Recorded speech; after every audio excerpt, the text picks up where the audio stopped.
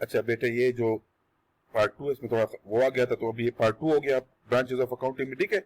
उसमें ये था कि मैनेजरियल अकाउंटिंग हम किस लिए इस्तेमाल करते हैं, कंटिन्यू है। मैनेजरियल अकाउंटिंग मैनेजर्स को, डायरेक्टर्स को, चीफ एग्जीक्यूटिव ऑफिसर्स को, डेली ऑपरेशंस को, जितने बिजनेस के जितने भी डेली ऑपरेशंस है, मैनेजमेंट डिसीजंस है, उसमें मदद करने में ये प्रोवाइड करता है मैनेजरियल अकाउंटिंग।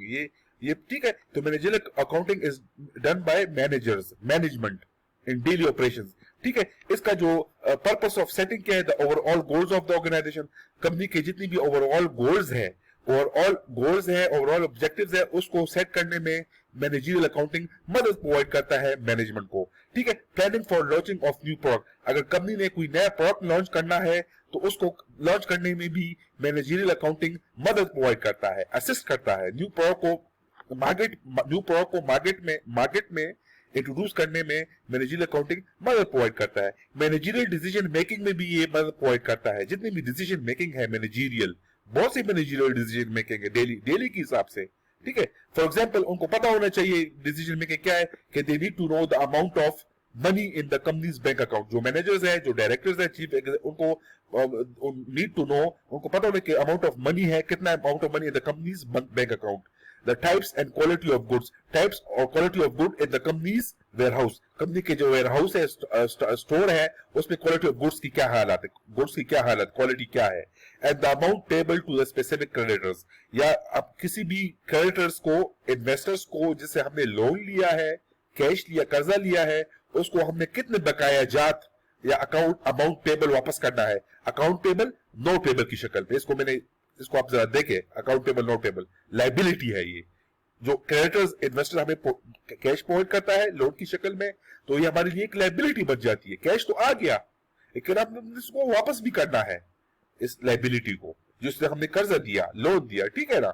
तो इनको बारे में भी मैनेजरियल डिसीजन मेकिंग में इनको पता होना चाहिए। Managerial accounting information is used by the internal parties, जो मैनेजरियल अकाउंटिंग इंफॉर्मेशन ये कौन इस्तेमाल करता है, इंटरनल पार्टीज, जो कंपनी के अंदर जो स्टाफ होता है, एम्प्लॉइज होते हैं, उनको वो इस्तेमाल करते हैं मैनेजरियल अकाउंटिंग को, ठीक है। मैनेजरियल अकाउंटिंग इंफॉर्मेशन निकलता है मैनेजरियल अकाउंटिंग से, वो कौन इस्तेमाल करता है, internal parties like managers, directors, chief executive officers. Now third क्या है ब्रांचेस ऑफ अकाउंटिंग में, टाइप ऑफ अकाउंट के, फाइनेंशियल अकाउंटिंग। मैंने आपको डेफिनेशन में बताया था कि फाइनेंशियल अकाउंटिंग बेसिकली क्या करता है, बिजनेस ट्रांजैक्शंस को, डेली बिजनेस ट्रांजैक्शंस को रिकॉर्ड करना, क्लासिफाई करना, एनालाइज करना, समराइज करना, ठीक है। जो बेटे मैंने आपको बताया था, ट्रांजैक्शन बहुत से किस्म के हो सकते हैं बिजनेस के लिए। बिजनेस ट्रांजैक्शन क्या है, फर्स्ट करो बिजनेस ने लोन लिया बैंक से $10,000 का, तो $10,000 का लोन लेना क्या है, ये एक बिजनेस ट्रांजैक्शन हुआ है। लोन लिया है बिजनेस ने $10,000 का, तो उसने लोन लिया है, लायबिलिटी है। कैश तो आ गया बिजनेस के पास, क्योंकि बैंक ने लोन दे दिया $10,000 का, तो बैंक के पास $10,000, कंपनी के पास, बिजनेस के पास $10,000 कैश तो आ गया, कैश इंक्रीज हो गया, लेकिन एक और चीज भी इंक्रीज हो गई, लायबिलिटी वापस नहीं करोगे, ये कैश वापस नहीं करोगे, बैंक के पास अग्रीमेंट हो गया, आपका बैंक के साथ अग्रीमेंट है, कॉन्ट्रैक्ट है कि आपने जो $10,000 आपने लोन लिया है, इसको आपने फला डेट को फला तरीके से वापस करना है। तो ये एक लायबिलिटी भी इंक्रीज होगी, चाहे वो अकाउंट पेबल हो या नोट पेबल हो, ये कॉन्ट्रैक्ट के मुताबिक होगा। चाहे आपने उसके साथ नोट पेबल का मतलब है रिटन एग्रीमेंट, और अकाउंट का मतलब ऑरल एग्रीमेंट, कि आपने वापस करना है आपस में दो पार्टीज के दरमियान, ऑरल, दो पार्टीज के दरमियान रिटन, तो लायबिलिटी है, ठीक है। तो फाइनेंशियल अकाउंटिंग क्या कहता है, dealing with recording the financial transactions. Financial मतलब पैसों के मुतालिक जितने भी ट्रांजैक्शंस होते हैं, कैश लेना, लोन लेना, मशीन लेना, लैंड लेना। लैंड क्या है, लैंड एसेट है, मैंने लैंड परचेज किया, कितने का, $10,000 का लैंड मैंने परचेज किया, तो लैंड मेरे पास इंक्रीज आ गया, लैंड मेरे पास आ गया, लेकिन एक और चीज मेरे से, एक एसेट इंक्रीज हो गया लैंड, दूसरा एसेट डिक्रीज हो गया, क्या, कैश। लैंड किससे लोगे, कैश से लोगे ना, तो लैंड तो मेरे पास आ गया बिजनेस के पास, लेकिन कैश भी तो चला गया बिजनेस के पास, बिजनेस से ना, $10,000 का, तो ये भी एक ट्रांजैक्शन है। इस तरह बहुत से ट्रांजैक्शंस होते हैं, तो ये फाइनेंशियल ट्रांजैक्शंस होते हैं। Financial accounting dealing with recording the financial transactions and provides information about the financial resources. ये प्रोवाइड इंफॉर्मेशन प्रोवाइड करता है कंपनी के मुतालिक जितनी भी फाइनेंशियल इंफॉर्मेशन है। कंपनी के पास इस वक्त एसेट्स कितने हैं, लायबिलिटीज कितने हैं, रेवेन्यू कितना है, कैपिटल कितना है, ठीक है ना। तो ये सारे क्या है, ये फाइनेंशियल रिकॉर्ड है, फाइनेंशियल रिसोर्सेज है। इससे पता चल जाता है कंपनी के प्रॉफिट कितना है, लॉस कितना है, फाइनेंशियल रिसोर्सेज, ठीक है। ऑब्लिगेशंस का मतलब है, ऑब्लाइज का मतलब लायबिलिटी, ऑब्लिगेशंस का मतलब है हम ऑब्लाइज्ड होते हैं कि हम जिससे पैसे ले, अगर कोई किसी इन्वेस्टर ने, क्रेडिटर ने हमें पैसे दे दिए तो उसको हमने वापस करना होगा। हम ऑब्लाइज्ड होते हैं कि हमने उस अमाउंट को जो हमने लायबिलिटी ली है उसको हमने वापस करना होगा। तो ऑब्लिगेशंस का मतलब है लायबिलिटी। ऑब्लिगेशन हम ऑब्लाइज्ड होते हैं कि जिससे हमने पैसे लिए उसको हमने अब वापस भी करना होगा, ठीक है। वी आर ऑब्लाइज्ड कि जो कर्जा, जो लायबिलिटी हम ले लेते हैं उसको हमने वापस करना होगा। तो ऑब्लिगेशंस अगर कोई रह गई है, ठीक है, and activities of a firm, ठीक है, that is used by external decision makers, for example investors and creditors. जितना भी इंफॉर्मेशन होता है अकाउंटिंग का हम हासिल करते हैं फाइनेंशियल स्टेटमेंट्स के जरिए। हम फाइनेंशियल अकाउंटिंग में क्या बनाते हैं, फाइनेंशियल स्टेटमेंट्स, जिसमें income statement, balance sheet, owners equity statement, cash flow statement, बहुत से है। इससे कंपनी की फाइनेंशियल पोजीशन का पता चलता है। फाइनेंशियल स्टेटमेंट से क्या पता चलता है, कंपनी की फाइनेंशियल पोजीशन कितना स्ट्रांग है फाइनेंशियली कंपनी। तो हम किस तरह पता चलेगा, हम जब स्टेटमेंट्स को देखेंगे, फाइनेंशियल स्टेटमेंट्स को, हमें पता चल जाएगा कंपनी के पास प्रॉफिट कितना है, रेवेन्यू कितना है, कैपिटल कितना है, लायबिलिटीज कितने हैं, एसेट्स कितने हैं। ये सारे फाइनेंशियल स्टेटमेंट्स में हमें पता चल जाता है। तो ये फाइनेंशियल स्टेटमेंट्स ये हम किसके साथ शेयर करेंगे, एक्सटर्नल पार्टीज के साथ भी शेयर करेंगे। एक्सटर्नल का मतलब बिजनेस से बाहर, आउटसाइड पार्टीज, जिस तरह इन्वेस्टर्स या क्रेडिटर्स जो आपको पैसे देके इन्वेस्ट करना चाहते हैं आपके बिजनेस। मेरे बिजनेस में, मैं किसी के बिजनेस में इन्वेस्टमेंट करना चाहता हूं, मैं आपके बंद करके इन्वेस्टमेंट करूंगा? नहीं, मैं सबसे पहले उस बिजनेस के फाइनेंशियल स्टेटमेंट्स को देखूंगा कि इसका प्रॉफिट कितना है, इसने लायबिलिटीज कितनी ली है। कर्जा 10 करोड़ का कर्जा लिया है तो मैं पागल हूं कि मैं उस बिजनेस में इन्वेस्टमेंट करूं। लायबिलिटीज को देखूंगा, एसेट्स को देखूंगा कि इसके पास एसेट्स कितने हैं, कैपिटल कितना है, उसके बाद जाकर मैं इन्वेस्टमेंट करूंगा, क्रेडिट प्रोवाइड करूंगा, पैसे दूंगा, ठीक है। तो जो फाइनेंशियल अकाउंटिंग से जो इंफॉर्मेशन निकलता है वो हम आउटसाइड पार्टी के साथ भी शेयर करते हैं। आउटसाइड का मतलब क्रेडिटर्स हो गए, गवर्नमेंट के साथ। गवर्नमेंट हमेशा पूछेगा आपसे, बिजनेस में आपने टैक्स दिया है, आपका प्रॉफिट कितना है, ये गवर्नमेंट को पता होना चाहिए, आपने देना है ये रिकॉर्ड।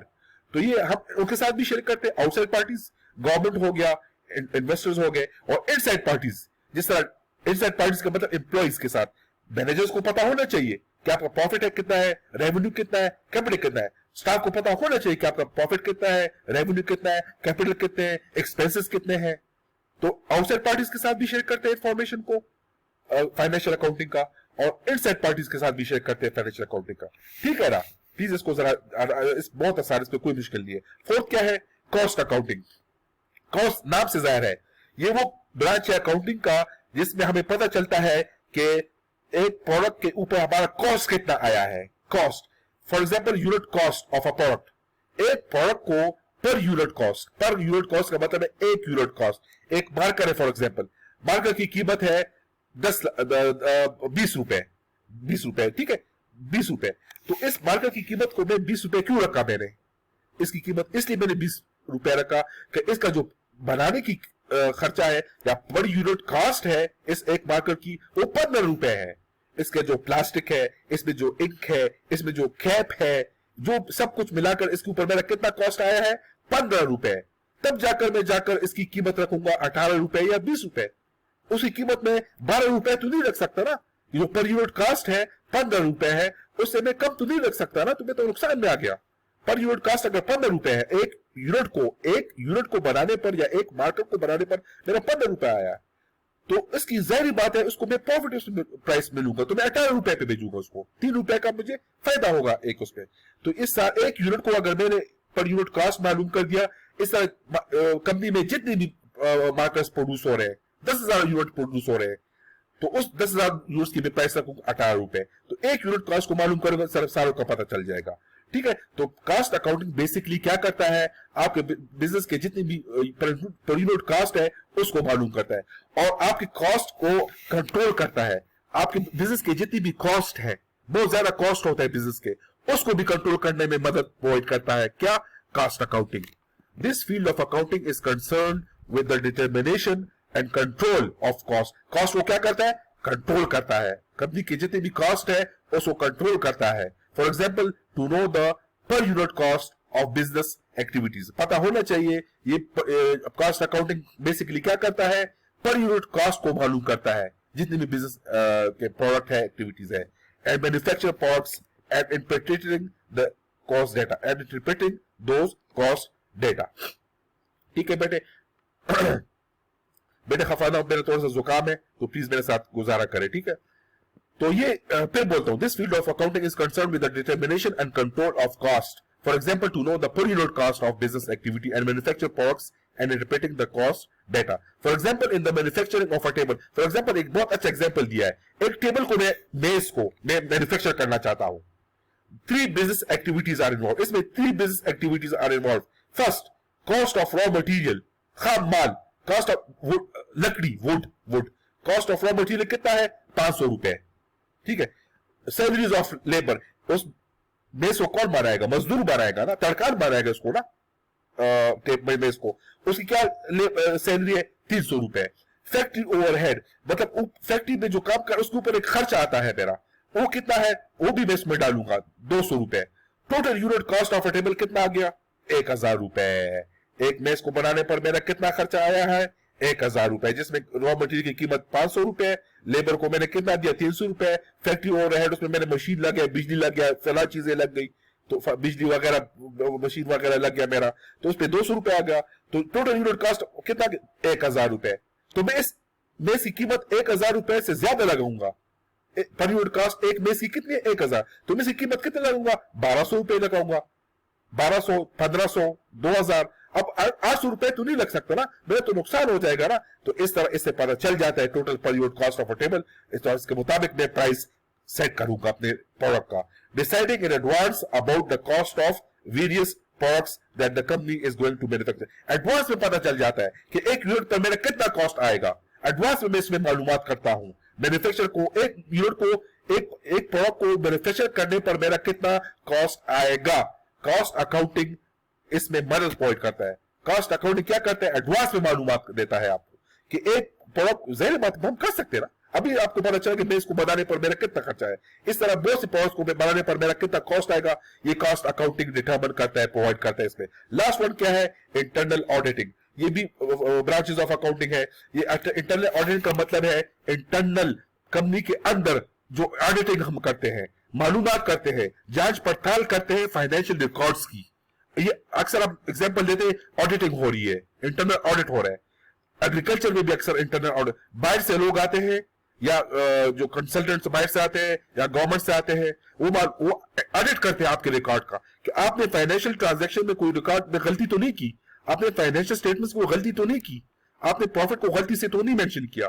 तो इस तरह वो आपकी गलती को पकड़ते हैं कि भैया आपने गलती की, जांच पड़ताल करते हैं, इंटरनल ऑडिटिंग करते हैं, इंटरनल अकाउंटिंग का ऑडिटिंग करते हैं।